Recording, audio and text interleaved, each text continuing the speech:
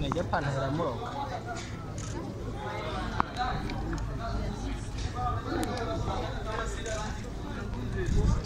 Chigumino wa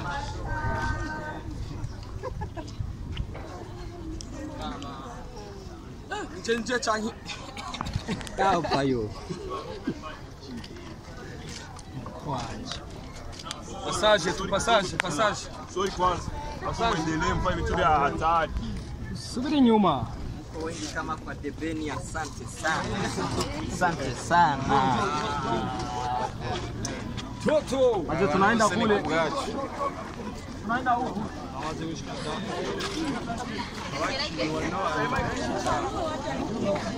Como mubibona abasaza baje kwashika wene body class ni benchi cyane iko nazo ameziweka bodyguard gas sasa sasa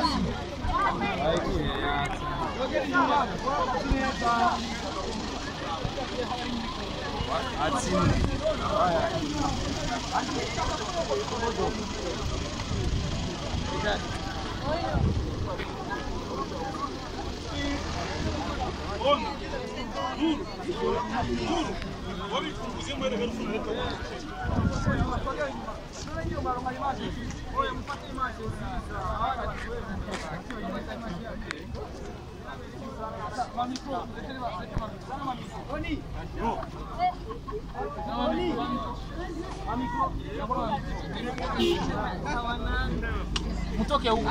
Tapatoa wabanie. Wana wabanie huko kwa sababu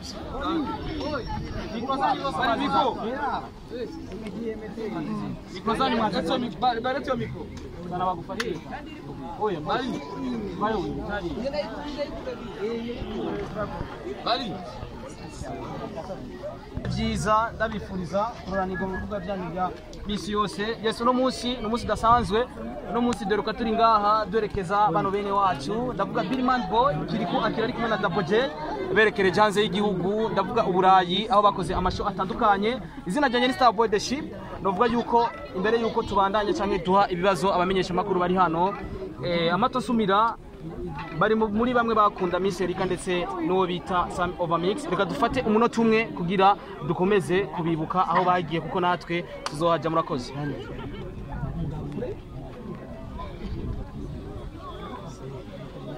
Yes, ibibazo ni vyanyu abamenyesha makuru ndazi ko muri hano mu bibazo byinshi bitandukanye. Twabonye byinshi bitandukanye, twabonye amasho atandukanye, baragiye Sweden, baraja mu Faransa, muri Belgique, Allemagne ndetse n'amatosumira. Hari n'amasho menshi asigaye hari anye bo basubirayo gukora. Bisigura yuko iyo umuntu akoze neza ibintu biragenda neza cyane. Turatangura n'ibibazo rangiko moto ko tayari. Kabisa. Dabo, we wanna party. Dabo, we wanna party. We wanna party. We wanna party.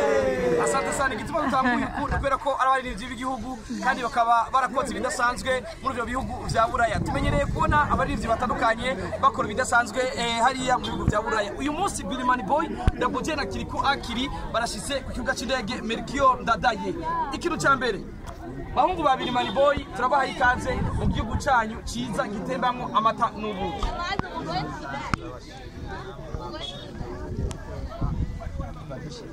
tukatwereka yuko ibyo twakoze mwabibonye by'agaciro cyane. Dabo, turifuza kumenya byinshi bitandukanye ku bijyanye n'umuziki wa Birman Boy. Uyu munsi mwaje ku nshuro yanyu igira kabiri, ku nshuro ya mbere byaraburizwemo ntimwashoboye gushika. Turifuza kumenya iki kibazo cyabaye urugendo rwa Birman Boy ruhindurwe amatariki. Ikibazo cyabaye wari umwanya muto twari dufise, indege yari kugurukana yaradusize kubera uburuhe kubera twebwe mu gisagara tuza mu bindi, rero cyari ngombwa ko duhinduka. Ariko nta kibazo na kimwe wari mwagize kiretse iyo tike gusa iyo ndege yabasize. Ikibazo nuko indege yadusize biza yaheze. Ego twarabonye ibitaramo byinshi bitandukanye mwagiye murakora muri bijya bihugu. Turifuza kumenya experience mwahakuye cyane gukomera mu kazi bivaye na performance mwagiye muragiye muri bijya bihugu. Ubwanyu mwayibonye gute nk'abasore ba Birman? Ni experience nini cyane, nuvuga ko twari tugiye kubatiramisha gusa tugiye no kwiga ibintu byinshi kubera yari inshuro yacu ya mbere dushitse hariya, rero twaragerageje uko dushoboye. Turashimiye n'abatwitabiriye n'abaje kudushyigikira, bibaza ko imiryango yaruguruwe, twagarutse mu gihugu. Hari benshi bari bazi ko tutazogaruka hano, ariko iyo twagarutse twaje gukora kandi kurusha, kubera twabonye ko gukora cyane ari aho bishikana Akiri mu bitaramo mwakoze muri bihugu bya Buraya, niki kintu mwabonye gitandukanye na performance wakoze muri za Primusique ndetse na performance umaze gukora mu bihugu bitandukanye ndetse bya hano iwacu cyangwa n'ibya East Africa, kubera ko ibitaramo mwakoze mwabikoze Buraya. Ndifuza kumenya stage zawo wazibonye gute, wabonye abantu bakira gute umunyamuzika. Turifuza kumenya byinshi bivanye no kumenya wabonye stage zari zimeze mu bihugu mwagiye murakorera. Byari bimeze neza muri rusange, twize byinshi kandi nibaza yuko ari intambwe nini twateye, kubera yuko twahuye n'abantu bagiye batandukanye, ariko ikintu bitandukanye nabo ngaha nuko abahariya iyo bakwishimira barakwishimira. Iyo nta muntu ashobora kuza muri konseri yawe aje kwicara, nta muntu yamahera aje kwicara, harisha amahera abaje kuryoherwa nawe, abaje kugaragariza ko bagushigikiye kandi agukunda. Abandi muraza kubaza ibibazo, ariko ikibazo cyanje ni iki, iyo uri kurakora ibikorwa ari gushobora kwibaza yuko ibikorwa byawe bifise imbibe. Uno munsi kiriko akiri waragiye hanze y'igihugu, uraja muri Europe, urabona abafanzi batandukanye ndetse n'ibikorwa byawe ndetse uranabibasangiza. Ibikorwa byanyu ndavuga Double J na Kiriku mwese muri rusange bavyakiriye gute? Abakunzi banyu hariya anye mwababonye gute muri rusange? Video yaravyerekana, we na video warabana. Amavideo twarayaraba ariko tutabona yose. Ayo wabona gute? Twabona nyene, harayo twabona tukabona ari meza. N'abandi bavuze ko twagiye gukora anniversaire ngo muri rusange ibintu byagenze neza, n'intambwe nini cyane.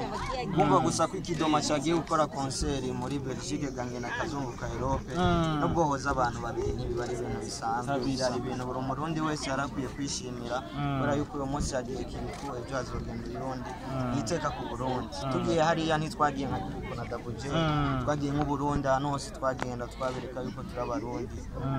Byari ibintu buri murundi wese yarakwiye kwishimira.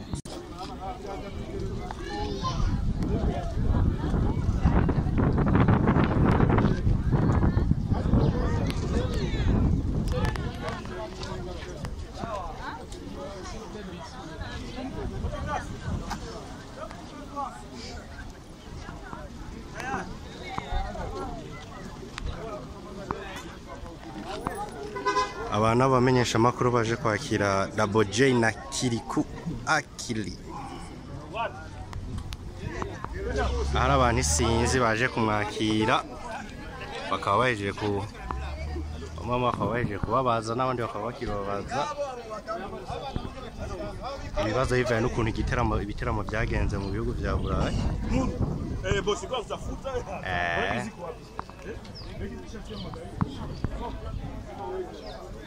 Turi kibuga c'indege Melchior Ndadaye.